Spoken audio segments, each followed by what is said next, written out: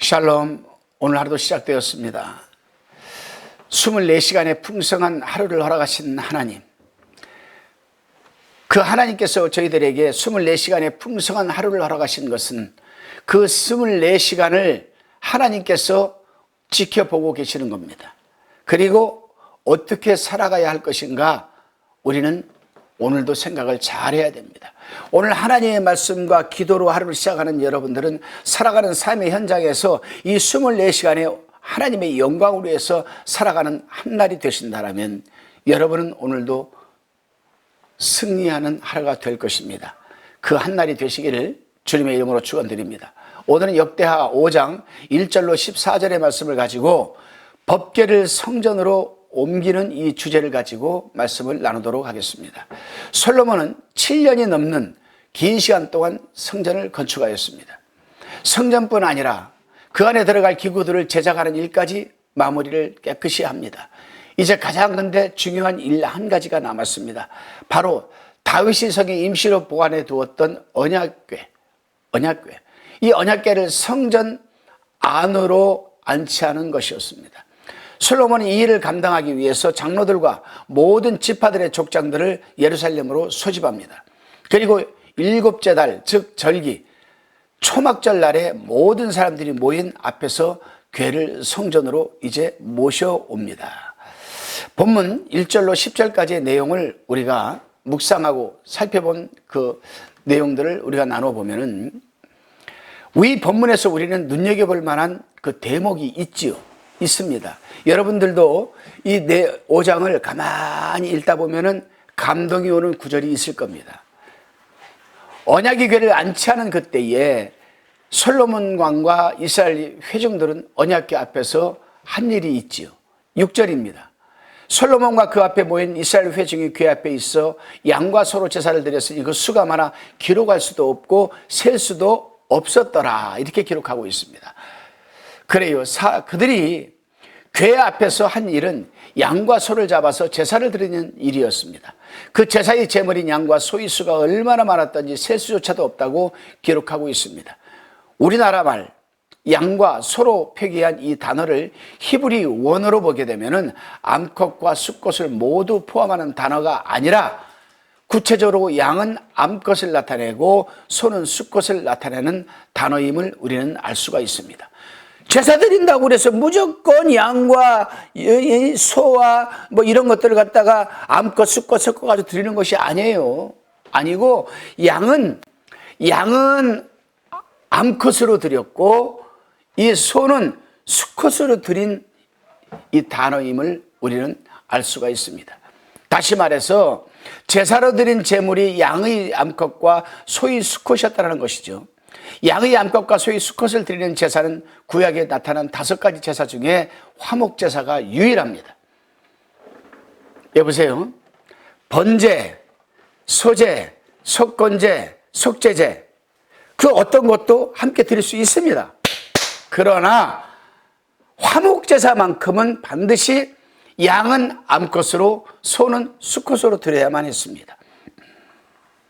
그러니까 오늘 우리가 본문을 통해서 알 수 있는 것은 솔로몬과 이스라엘 백성들이 언약궤를 안치하면서 드렸던 제사는 바로 화목제사였던 것입니다. 그럼 화목제사는 뭐냐? 죄로 인해서 하나님과 우리가 담을 쌓을 수밖에 없고 하나님과 결렬될 수밖에 없던 이 부분을 가지고 이 화목제사를 드리면서 하나님과 화목하게 되는 겁니다. 이게 화목제사예요. 그들은 왜 언약궤 앞에서 제사를 드렸을까? 그것도 속제제나 속건제 혹은 소제나 번제가 아닌 화목제사를 드렸던 것일까? 이 물음에 대한 답을 알기 위해서는 먼저 화목제가 무엇인지를 알아야 합니다. 화목제는 말 그대로 화평과 화해를 위한 제사입니다. 하나님과 인간이 화목의 관계를 회복하기 위해서, 또한 인간과 인간이 화평의 관계를 누리기 위해서 드리는 제사가 바로 화목제사입니다. 내가 누구에게 상처를 주었습니다. 또 이웃과의 우리가 등이 져 있습니다. 이거를 화해하기 위해서 드리는 게 화목제사고, 내가 하나님과 지금 등이 져 있습니다. 내가 하나님 앞에 죄로 인해서 지금 떨어져 있습니다. 이거를 회복하기 위해서 드리는 제사가 화목제사입니다. 결국 언약의 교회, 언약교회, 하나님의 율법이 성전에 안치될 때 그들은 하나님과 화평, 이웃과의 화평을 선포하고 있었던 것입니다. 그런데 생각을 한번 해보십시오. 이 하나님과 화평 그리고 이웃과의 화평, 이것이 바로 언약의 궤 안에 들어있던 율법의 정신이 아닐까. 율법이 우리에게 보여주고 있는 바는 무엇입니까, 여러분? 하나님과 원수되었던 우리들이 화목제물 대신 예수 그리스도의 죽음과 부활을 통해서 그 관계가 이제는 원수가 아니라 화평의 관계가 되었다는 사실입니다. 하나님과의 화평을 누린 자들이 이웃에게 화평의 손을 내밀어 서로가 화목해 되어야 한다는 이 진리입니다. 언약의 궤 안에 들어있던 그 율법은 이제 더 이상 성전에만 머물러 있지 않습니다. 그 율법은 지금 우리 손에 쥐어져 있습니다. 그렇다면 솔로몬이 그랬던 것처럼, 이스라엘 백성들이 그랬던 것처럼, 그들이 언약궤 앞에서 춤을 추면서 이 화목 제사를 드렸던 것처럼 이 율법 앞에서 우리도 화목의 제사를 드려야 하지 않겠습니까? 하나님과의 화평의 관계를 회복하고 나아가 그 화평을 우리 이웃들에게 전해야 되지 않겠습니까?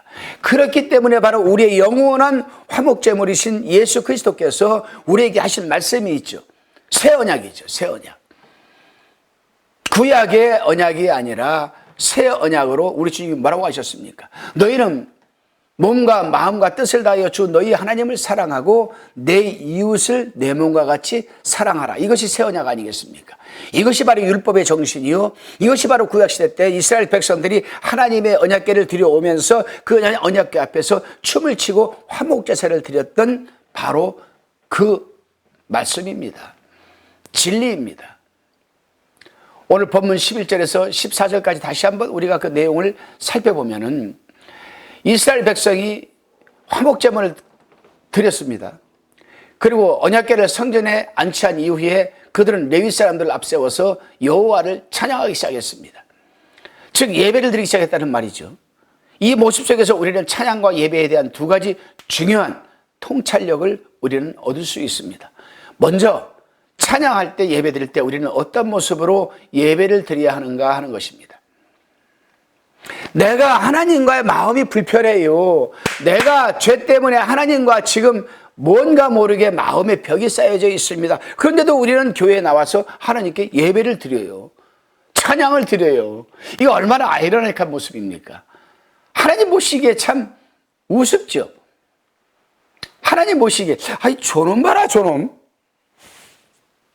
야 이놈아, 너 나한테 찬양 드리기 전에, 예배 드리기 전에 네가 해야 될 일이 있잖아. 그게 뭐냐?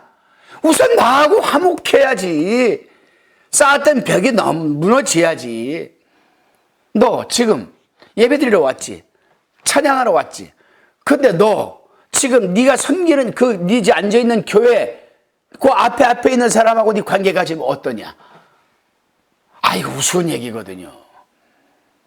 내가 지금 마음이 불편하고 서로가 트러블이 나가지고 지금 벽이 쌓여져 있는 사람을 옆에 두고 하나님 앞에 찬양하고 기도하고 예배드린대요. 여기에서 우리는 바로 코람데오의 정신이 늘 10분초마다 우리는 부각되어야 합니다. 코람데오에 깨어 있어야 돼요. 내가 하나님 앞에 있는 것처럼 하나님이 내 앞에 있는 것처럼 그러한 상황에서 예배를 드려야 한다는 얘기죠. 이게 바로 율법이 지금도 오늘날 우리에게 존재해야 돼야 할 이유입니다. 목적이기도 하죠. 본문 12절에 보면 노래하는 레위 사람들이 모두 다 세마포를 입었다고 기록하고 있습니다. 세마포가 무엇일까요, 여러분? 알고 계시죠? 이 세마포는 당시 제사장이나 성전에서 봉사하는 사람들이 입었던 옷입니다. 이 세마포 옷에 관해서 요한계시록에는 이렇게 기록되어 있습니다.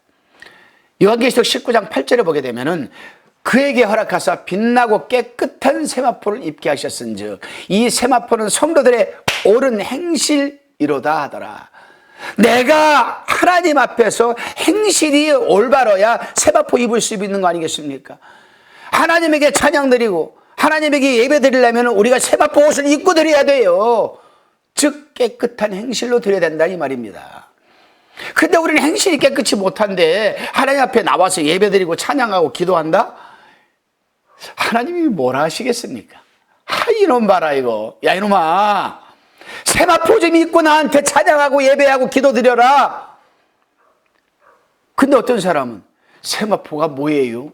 아, 이놈아, 네 옳은 행실이다. 옳은 행실. 더 웃기는 게 있어요. 아주 웃기는 게 있습니다. 비위상할 정도로.